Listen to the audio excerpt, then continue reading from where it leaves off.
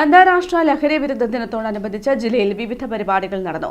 വിവിധ സംഘടനകളുടെ നേതൃത്വത്തിലാണ് ബോധവൽക്കരണ പരിപാടികൾ നടന്നത്.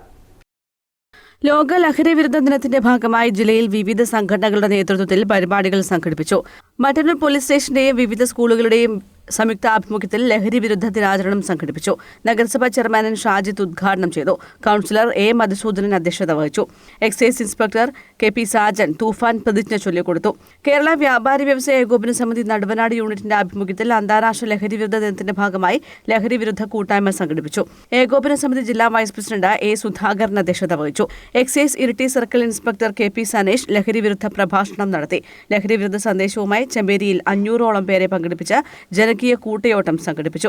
Taliparamba DYSP V Manoj flag off ചെയ്തു. നടുവിൽ ഗ്രാമപഞ്ചായത്ത് പ്രസിഡന്റ് മോളി സജി ലഹരി വിരുദ്ധ സന്ദേശം നൽകി.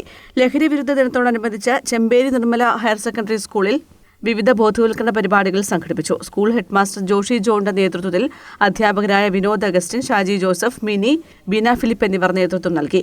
നെല്ലിക്കുറ്റി സെന്റ് അഗസ്റ്റിൻ ഹൈസ്കൂളും ഗാന്ധി മെമ്മോറിയൽ യു.പി. സ്കൂളും സംയുക്തമായി ലഹരി വിരുദ്ധ ബോധവൽക്കരണ പരിപാടി സംഘടിപ്പിച്ചു.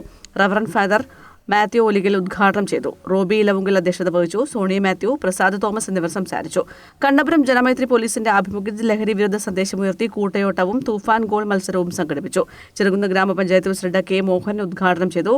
കൂട്ടയോട്ടം Kannapuram inspector Ranjith Raveendran flag off ചെയ്തു. കെ.വി. രത്നാകരൻ അധ്യക്ഷത വഹിച്ചു. വിവിധ ബ്യൂറോകൾക്കൊപ്പം ന്യൂസ് ഡെസ്ക് കണ്ണൂർ വിഷൻ.